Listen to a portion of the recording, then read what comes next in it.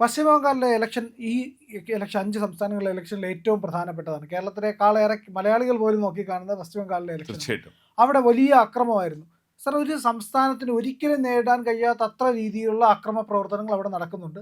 അവിടെ 4.25 ലക്ഷത്തോളം കേന്ദ്രസേന നിന്നിട്ടാണ് ഇലക്ഷൻ നടത്തുന്നത്. ഇപ്പോഴും ഈ പറയുന്ന വോട്ടെണ്ണൽ കഴിഞ്ഞ് പോലും എപ്പോൾ കേന്ദ്രസേനയെ പിൻവലിക്കാൻ പറ്റുമെന്ന് പോലും അറിയില്ല. കാരണം കലാപങ്ങൾക്ക് വരെ സാധ്യതയുണ്ട് എന്നാണ് പറയപ്പെടുന്നത്. എന്തുകൊണ്ടാണ് ബംഗാൾ, ഈ നവോത്ഥാനത്തിന്റെ കേന്ദ്രമൊക്കെ ആയിരുന്ന, പ്രബുദ്ധതയുടെ കേന്ദ്രമായിരുന്ന പശ്ചിമ ബംഗാൾ ഇങ്ങനെ നശിക്കാനുള്ള കാരണം?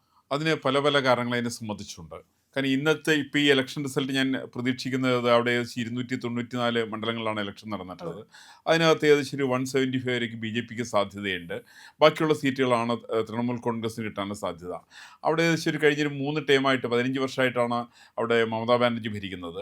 അതിനു മുന്നേ ബുദ്ധദേവ് ഭട്ടാചാര്യ ആയിരുന്നു. അതിനു മുന്നേ ഉണ്ടായിരുന്നത് ജ്യോതി ബാസു ആയിരുന്നു. ഈ പറയുന്ന മന്ത്രിസഭയുടെ കാലത്തൊക്കെ ഉണ്ടായിരുന്ന ബംഗാളിൻ്റെ ഒരു പശ്ചാത്തലമുണ്ട്. അത് ശരിക്കും പഠിക്കേണ്ടതാണ്. കാരണം ജ്യോതി ബാസു നമുക്ക് പലപ്പോഴും വളരെ മാന്യനായിട്ട് തോന്നുക. ഇന്ത്യൻ രാഷ്ട്രീയം കണ്ടിട്ടുള്ള ഏറ്റവും വൈകൃതമായിട്ടുള്ള രാഷ്ട്രീയത്തിൻ്റെ ഉടമയാണ് ജ്യോതി ബാസു എന്നുള്ളത് എനിക്ക് സംശയമില്ലാണ്ട് പറയാൻ സാധിക്കും. അതിന് കാരണം എന്താ വെച്ചിട്ടുണ്ടെങ്കിൽ സ്വന്തമായിട്ടുള്ള വിജയത്തിന് വേണ്ടിയിട്ട് മൊത്തം ബംഗാളിനെ ഇത്തരത്തിൽ നശിപ്പിച്ചതിൽ വലിയ പങ്ക് വഹിക്കുന്നത് ജ്യോതി ബാസുവാണ്. അപ്പം ജ്യോതി ബാസു ഇന്ത്യൻ പ്രധാനമന്ത്രി ആവാകാത്തതിൽ ഏറ്റവും കൂടുതൽ സന്തോഷിക്കുന്ന ആളുകളിൽ ഒരാൾ ഞാനൊക്കെയാണ്. അതിന് കാരണം വെച്ചിട്ടുണ്ടെങ്കിൽ അന്ന് ജ്യോതി ബാസുവിനെ പ്രധാനമന്ത്രിയാക്കാതിരുന്ന വലിയ നഷ്ടമായി. അത് കമ്മ്യൂണിസ്റ്റുകാർക്ക് നഷ്ടമാണ്. കാരണം ജ്യോതി ബാസു ഒരു ഒന്നാന്തരം മാനിപ്പുലേറ്ററാണ്. അതിൻ്റെ ഏറ്റവും വലിയ ഉദാഹരണം നമ്മൾ ബംഗാൾ മൊത്തം പരിശോധിക്കുമ്പോഴാണ്. ബംഗാളിലെ എല്ലാ പ്രശ്നങ്ങളും ഉണ്ടായിരിക്കുന്നത് ജ്യോതി ബാസുവിൻ്റെ കാലത്താണ്. ജ്യോതി ബാസു ഇതിന് മുഴുവൻ പരിഹരിക്കുന്ന ആളാണ്. കാരണം ജ്യോതി ബാസു പരിഹരിക്കുന്ന പലപ്പോഴും അവിടെ ബംഗ്ലാദേശിൽ നിന്നുള്ള ആളുകളെ അവിടെ കൊണ്ടിരുന്നു. ചെറിയൊരു പുഴയാണ്, അത് കടത്തിയിട്ട് ആളുകളെ കൊണ്ടിരുന്ന് അവരിവിടെ താമസിപ്പിക്കുന്ന ആളുകൾക്ക് മുസാഫിർപൂരിലടക്കം താമസിപ്പിച്ചിട്ട് അവർക്കൊക്കെ വോട്ടവകാശം ഉണ്ടാക്കി അവർക്ക് റേഷൻ കാർഡ് കൊടുത്ത് അവരെ കൊണ്ട് വോട്ട് ചെയ്യിച്ചിട്ട് ജയിപ്പിക്കുന്ന ആളാണ് ജ്യോതി ബാസു. ഈ ജ്യോതി ബാസുവിൻ്റെ കാലത്ത് ഏകദേശം നമ്മുടെ കണ്ണൂരിനേക്കാളൊക്കെ ഒരു വലിയ കണ്ണൂരാ ബംഗാള്. ജ്യോതി ബാസു അക്കാലത്ത് അവിടെ ചെയ്യുന്നത് ഒരു 12 മണിക്ക് മുമ്പായിട്ട് ഇലക്ഷൻ കഴിയും. എല്ലാവരും ജ്യോതി ബാസുവിന് വോട്ട് കുത്തുന്ന ഏർപ്പാടാ. ഈ പണികളിൽ പ്രധാനപ്പെട്ട വോട്ട് ചെയ്യുന്നത് അവിടുത്തെ ഇലക്ഷൻ്റെ ഓഫീസർമാരാണ്. അവരെ കൊണ്ട് വോട്ട് ജയിച്ചിരുന്ന ഒരാളാണ് ജ്യോതി ബാസു എന്ന് പറയുന്ന ആൾ. ഈ ജ്യോതി ബാസുവിൻ്റെ ചരിത്രം നമ്മൾ പരിശോധിക്കുമ്പോൾ അയാൾ 1967 അജോയ് മുഖർജി മന്ത്രിസഭയിൽ ഡെപ്യൂട്ടി CM ആണ്. ബംഗാളിലാണ് നക്സൽ പ്രസ്ഥാനത്തിൻ്റെ തുടക്കം. ആ നക്സൽ പ്രസ്ഥാനത്തിൻ്റെ കനു സെന്യാൽ അടക്കമുള്ള ചാരു മഞ്ജുദാർ അടക്കമുള്ള മുഴുവൻ ആളുകൾ പഴയകാല മാർക്സിസ്റ്റുകാരാണ്. ഈ മാർക്സിസ്റ്റുകാരായിരിക്കുന്ന ആളുകൾ കമ്മ്യൂണിസ്റ്റ് പാർട്ടിയുടെ ദുർഭരണത്തിൽ വേദനിച്ച് പാർട്ടി വിട്ടവരാണ് അക്കാലത്ത് ചെറുപ്പക്കാർ. നിരവധി ചെറുപ്പക്കാർ അവിടെ പുറത്തു പോയത്. ആ ചെറുപ്പക്കാരൊക്കെ പുറത്തു പോയിട്ട് അവരുണ്ടാക്കിയിട്ടുള്ള പ്രസ്ഥാനമാണ് നക്സൽ പ്രസ്ഥാനം. അപ്പോൾ അവർ നിവൃത്തി കിട്ടുപോയതാണ്. അവർ പോയതിനെ നമുക്ക് ഒരിക്കലും കുറ്റപ്പെടുത്താൻ സാധ്യമല്ല. ഒരിക്കലും ബംഗാളിൽ അവർക്ക് സാധാരണ മനുഷ്യനായിട്ട് ജീവിക്കാൻ സാധ്യമല്ലാതെ വന്ന സാഹചര്യത്തിലാണ് അവർ നക്സലായത്. പക്ഷെ അങ്ങനെയൊക്കെ ആണെങ്കിലും നക്സലിൻ്റെ വേറെ വശമാണ്. അപ്പം ജ്യോതി ബാസു അതാണ്. ഇപ്പം എൻ്റെ ഒരു നല്ല അനുഭവമുണ്ട്. ഞാൻ ഏകദേശം ഒരു 2000 അവിടെ പോയിട്ടുണ്ടായിരുന്നു. അവിടെ ലിറ്ററേച്ചർ ഫെസ്റ്റിവൽ നടക്കുന്ന സമയത്ത് ബംഗാളിൽ. ആ സമയത്ത് അവിടെ ആസാമിൽ നിന്നുള്ള ഒരു വൈസ് ചാൻസലർ സംസാരിച്ചു. അങ്ങനെ കൽക്കട്ടക്കാരനാണ്. അദ്ദേഹത്തിൻ്റെ പ്രസംഗം ഉണ്ടായിരുന്നു. അതിൽ അദ്ദേഹം പറഞ്ഞത് ഞങ്ങൾ ബംഗാളികൾ ചില കാര്യങ്ങൾ ശ്രദ്ധിക്കുക. എന്തൊക്കെയാണെന്നറിയാമോ? അദ്ദേഹം കമ്മ്യൂണിസ്റ്റുകാർക്ക് പഴയകാല കമ്മ്യൂണിസ്റ്റും പിന്നെ പിൽക്കാലത്ത് ജ്യോതി ബാസുവിന് എതിരായിട്ട് വന്നിട്ടുള്ള ആളുമാണ്. അതുകൊണ്ടാണ് അദ്ദേഹത്തിന് ആസാമിലേക്ക് പോകേണ്ടി വന്നത്. ആസാം അക്കാലത്ത് കോൺഗ്രസ്സുകാരാണ് ഭരിച്ചിരുന്നത്. ഈ പറയുന്ന വൈസ് ചാൻസലർ പറഞ്ഞു, ഞങ്ങൾ പ്രധാനമായിട്ടും 3-4 കാര്യങ്ങൾ ശ്രദ്ധിക്കും. എവിടെ നിന്നെങ്കിലും ലോൺ എടുത്തൊരു 4-5 സെൻറ്റ് സ്ഥലം വാങ്ങിക്കും. ആ സ്ഥലം വാങ്ങിച്ചിട്ട് അതിൻ്റെ അതിർത്തിയിൽ ഒരു മൂലയ്ക്ക് കൊണ്ടിട്ട് ഞങ്ങളൊരു കാളിയുടെ വിഗ്രഹം വയ്ക്കും. അത് കഴിഞ്ഞിട്ട് ഞങ്ങൾ മുനിസിപ്പാലിറ്റിയുടെ കോർപ്പറേഷൻ്റെ അനുമതി ഇല്ലാതെ കൊണ്ട് കെട്ടിടം പണിയും. ആ കെട്ടിടത്തിനകത്ത് ഞങ്ങൾ ശാരദാദേവിയുടെയും രാമകൃഷ്ണദേവൻ്റെയും ചിത്രം വരയ്ക്കും. അത് കഴിഞ്ഞ് ഞങ്ങളൊക്കെ കമ്മ്യൂണിസ്റ്റുകാർ കൂട്ടി ചെയ്യും. പിന്നെ ഞങ്ങൾക്കാർക്കും ടാക്സ് അടയ്ക്കേണ്ട ആവശ്യമില്ല. ഇതായിരുന്നു ബംഗാളിൻ്റെ അവസ്ഥ. കാരണം ബംഗാളിൽ നിരവധി വർഷങ്ങളോളം കൽക്കട്ട കോർപ്പറേഷനടക്കം വരുന്ന വരുമാനത്തിൻ്റെ സ്രോതസ് കുറച്ചത് വാടക കെട്ടിടത്തിന് നീതി പോലും അടക്കില്ല ആളുകൾ. അതിൻ്റെ ആവശ്യം ഉണ്ടായിരുന്നില്ല. അവിടെ നിങ്ങൾ ബംഗാളിൽ പോയിട്ടുണ്ടെങ്കിൽ കൽക്കട്ടയിൽ പോയി നിങ്ങൾക്ക് പരമദയനീയമാണ് അവിടുത്തെ അവസ്ഥ. അവിടെ സെൻട്രൽ റോഡിന്റെ നടുക്കേ കൂടി ട്രാം പോയിക്കൊണ്ടിരുന്ന അക്കാലത്ത്. ട്രാം എന്നല്ലേ ഇനി പറയാം. ആ ട്രാം പോകുന്ന സമയത്ത് 40 കിലോമീറ്റർ സ്പീഡിലാണ് അത് പോവുക. വളരെ പതുക്കെ പോവുക. അതിൻ്റെ പിന്നാലെ മറ്റു വാഹനങ്ങളൊക്കെ പോകും. അവിടെ നിങ്ങൾക്ക് ഏറ്റവും കുറഞ്ഞ നിരക്കിൽ നിങ്ങൾക്ക് ടാക്സി കിട്ടും. അവിടുത്തെ ജീവനക്കാരൻ്റെ ശമ്പളം 80 റുപ്യായിരുന്നു. അവിടെ സ്ത്രീകളെ നിങ്ങൾക്ക് 70 രൂപയ്ക്ക് 60 രൂപയ്ക്ക് സ്ത്രീകളെ ജോലിക്ക് കിട്ടും. അവിടെ ചായക്കടകളിലെ ഹോട്ടലുകളിലല്ല കൂടുതൽ ചിലവുണ്ടായിരുന്നത്. വഴിവെക്കിൽ നിരവധി കച്ചവടക്കാരുണ്ടായിരുന്നു. ആ കച്ചവടക്കാർക്ക് മൺചട്ടിയിലാണ് ചായ കൊടുത്തിരുന്നത്. ഒരു ചായയുടെ വില 2 റുപ്പിയാണ്. അങ്ങനെ ജ്യോതി ബാസു ഭരിച്ച് നശിപ്പിച്ച ഒരു സംസ്ഥാനത്തിന്റെ പേരാണ് ബംഗാള്. അതിന്റെ പേരിലാണ് ആ പറയുന്ന ബംഗാളിനെ രക്ഷിക്കാൻ വേണ്ടിയാണ് മമതാ ബാനർജി വന്നത്. കോൺഗ്രസ്സുകാർ ഒരുപാട് പരിശ്രമം നടത്തി. പ്രേംദാസ് മുൻഷി അടക്കമുള്ളവര് അവർ ശ്രമമൊന്നും അവിടെ ഏറ്റില്ല. കാരണം അവർക്കൊന്നും ഈ പറയുന്ന ജ്യോതി ബാസുവിനോട് പിടിച്ചു നിൽക്കാൻ സാധ്യമല്ല. ജ്യോതി ബാസുവിനോടും പ്രമോദ് ദാസ് ഗുപ്തയോടും പിടിച്ചു നിൽക്കാൻ സാധിക്കുന്ന ബംഗാളിലുണ്ടായിട്ടുള്ള ഗുണ്ടാ സ്വഭാവമുള്ള അന്നത്തെ യൂത്ത് കോൺഗ്രസിന്റെ നേതാവായിരുന്നു മമതാ ബാനർജി. ആ മമതാ ബാനർജി പിന്നെ ഭരണത്തിൽ വന്ന സമയത്ത് എന്താ കണ്ടത്? ഞാൻ മമതാ ബാനർജിയുടെ കാറ് പോകുന്ന ഞാൻ കണ്ടിട്ടുണ്ടല്ലോ. അവര് മറ്റേ പ്രതിപക്ഷത്തിരിക്കുന്ന കാലത്ത് ഒരു നിയമാസ്ത്രീ നോക്കില്ല. അവര് പോകുന്ന വാഹനം നിയമം ലംഘിച്ചുകൊണ്ടാണ് മുമ്പോട്ട് പോവുക. അവിടെ പോലീസിന് അവർ തടയാൻ സാധ്യമല്ല. ബംഗാളിലുണ്ടായിട്ടുള്ള എൻ്റെ വേറെ അനുഭവം കൂടിയുണ്ട്. ഞാൻ കൽക്കട്ടയിൽ പോയ സമയത്ത് ഞങ്ങൾ പോയിട്ടുള്ള കാറിന് തൊട്ടുമുണ്ടായിരുന്ന ലോറി അവിടെ ചില ആളുകൾ തടയുന്നു. അവിടെ ജനകീയ പോലീസ് അവിടെ ഉള്ളത്. ആ തടഞ്ഞു നിർത്തിയിട്ട് നാട്ടുകാര് ഈ പറയുന്ന ലോറിക്കാരനോട് 5 റുപ്യ കൈക്കൂലിയായിട്ട് മേടിക്കുന്നു. ഒരു 10-30 പേരുണ്ട്. ഇതെല്ലാം സഖാക്കന്മാരാണ്. അങ്ങനെ സഖാക്കന്മാരായിരിക്കുന്ന, കുട്ടി സഖാക്കന്മാരായിരിക്കുന്ന, ഡിവൈഫൈക്കാരായിരിക്കുന്ന, ചെറുപ്പക്കാരായിരിക്കുന്ന ആളുകൾ പണപ്പിരിവ് നടത്തിയിട്ട് പോലീസിന്റെ പണി ഏറ്റെടുത്തുകൊണ്ട് അതിന് ജനകീയ പോലീസ് വിളിച്ച് അങ്ങനെ ജനങ്ങളെ വെറുപ്പിച്ചിരുന്നവരാണ് കമ്മ്യൂണിസ്റ്റുകാര്. അതിൽ നിന്നുള്ള മോചനമാണ് അവര് മമതാ ബാനർജിയിൽ കൂടി പ്രതീക്ഷിച്ചത്. മമതാ ബാനർജി അതേ സ്വഭാവം തന്നെ കാണിച്ചത്. അവരും ബംഗ്ലാദേശികളെ കൊണ്ടുവരാൻ തുടങ്ങി. അവരും പല മണ്ഡലങ്ങളും പിടിച്ചെടുക്കാൻ തുടങ്ങി. അവിടേക്ക് ഇവരെയൊക്കെ വിന്യസിക്കാൻ വേണ്ടി തുടങ്ങി. അവരിലെ വോട്ടുകൾ ഇവർ വാങ്ങിക്കാൻ തുടങ്ങി.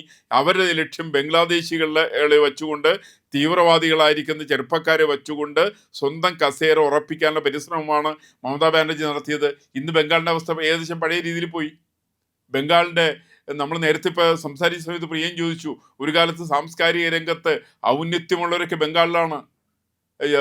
രവീന്ദ്രനാഥ ടാഗോർ അവിടെയാണ്, ബങ്കിം ചന്ദ്ര ചാറ്റർജി അവിടെയാണ്, എഴുത്തുകാരനായിരിക്കുന്ന ബിമൽ മിത്ര അവിടെയാണ്, നിരവധി ആളുകൾ അവിടെയാണ്. രവീന്ദ്രനാഥ ടാഗോർ അവിടെയാണ്. വിവേകാനന്ദന്റെ ജന്മഭൂമിയാണത്. ഇത് രാമേശ്വരം പരമഹംസർ അവിടെ നിന്നുണ്ടായത്. ഇതൊക്കെ ശരിയാണെങ്കിലും അതേ സാധാരണ പറയാറുണ്ട്, ഏറ്റവും കൂടുതൽ മോശപ്പെടുന്നത് പാലാണെന്ന് പറയാറുണ്ട്. പാല് വളിച്ചു കഴിഞ്ഞാൽ കഴിക്കാൻ പറ്റില്ല ആർക്കും. സമാനം തന്നെയാണ് ബംഗാളിനെ സംബന്ധിച്ച്.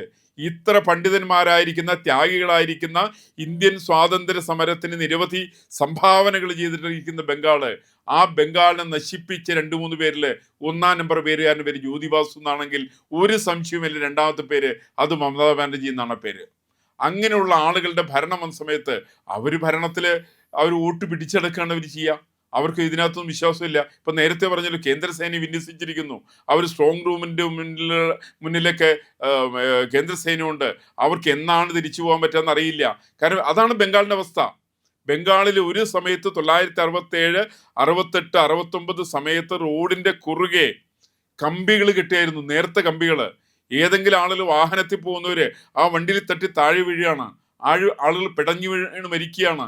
അന്ന് അജോയ് മുഖർജിയാണ് അതിന്റെ മുഖ്യമന്ത്രി. അതുകൊണ്ട് മന്ത്രിസഭയെ കേന്ദ്രം പിരിച്ചുവിട്ടു. അവിടെ പ്രസിഡൻഷ്യൽ റൂൾ ഏർപ്പെടുത്തി. എൻ്റെ ഓർമ്മ 68, 69 സമയത്താണ്. കമ്മ്യൂണിസ്റ്റുകാരൻ ഭരിച്ചിരുന്ന കാലത്താണ് 2-3 വട്ടമാണ് അവിടെ പ്രസിഡൻഷ്യൽ റൂൾ വന്നത്.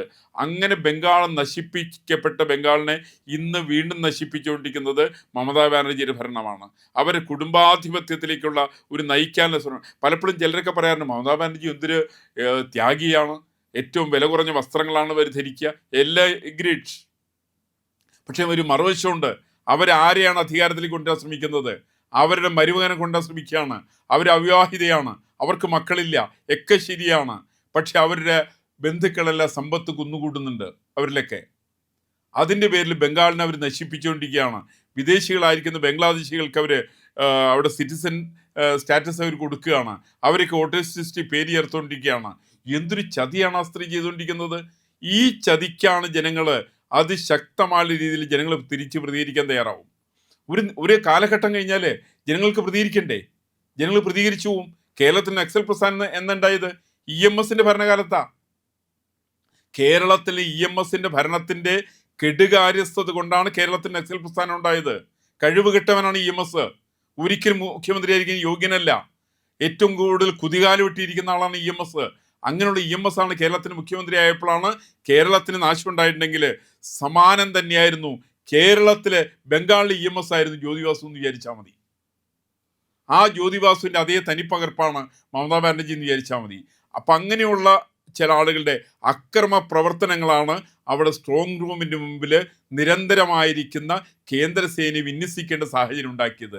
അതിനിപ്പോൾ എനിക്ക് തോന്നുന്നു ഒരുപാട് മാസങ്ങളുള്ള ഒരുപക്ഷെ വേണ്ടി വന്നേക്കാം. കാരണം അക്രമങ്ങൾ ഇവർ ചെയ്യാതിരിക്കാൻ മാർഗ്ഗമില്ല. ഇവരുടെ കയ്യിൽ ധാരാളം ഗുണ്ടകളുണ്ട്. മുസാഫിർപൂരിലടക്കം നടത്തിയിരിക്കുന്ന ലഹള നടത്തിയിരിക്കുന്ന ആളുകളെല്ലാവരും ഇന്ന് മമതാ ബാനർജിയുടെ കൂടെയാണ്.